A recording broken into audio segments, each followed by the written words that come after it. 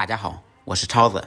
我们这里一夜之间就入冬了，昨天晚上下了一晚上的雪，现在雪还在一直下。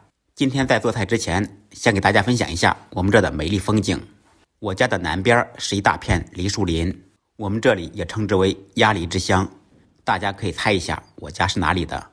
前一段时间有粉丝朋友留言说想看酸菜馅饺子，现在这个季节刚好可以吃酸菜了。今天超子就给大家分享酸菜馅饺子的做法，顺便给大家分享一下调肉馅的技巧。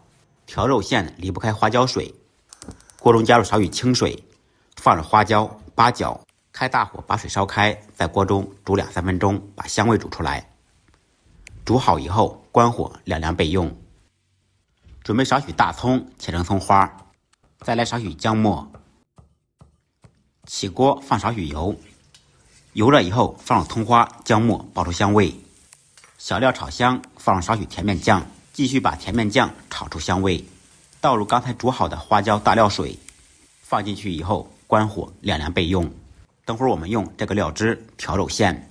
准备3分肥7分瘦的肉馅，放入适量的盐，1斤肉放5克盐，少许鸡精、白胡椒粉、生抽酱油、蚝油，用筷子顺着一个方向搅拌，把调料全部化开，然后分2到3次倒入刚才兑好的无情料汁。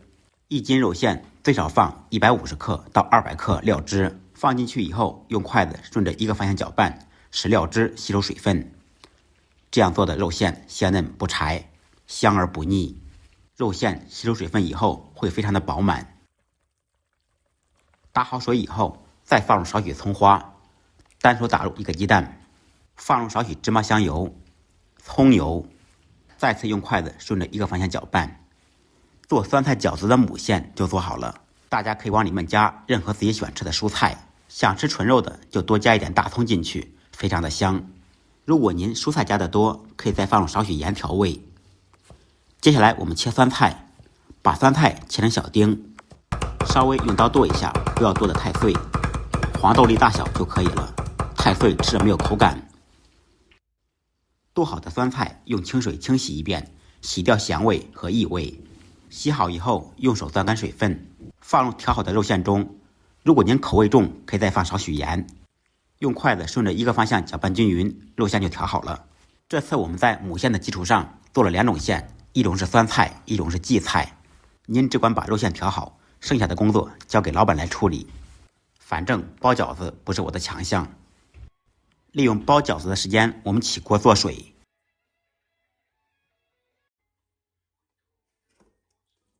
水开以后，下入包好的饺子。煮饺子看着简单，其实里面也有学问。全部放进去以后，用勺子轻轻的推。3开饺子2开面，做饭的规矩不能变。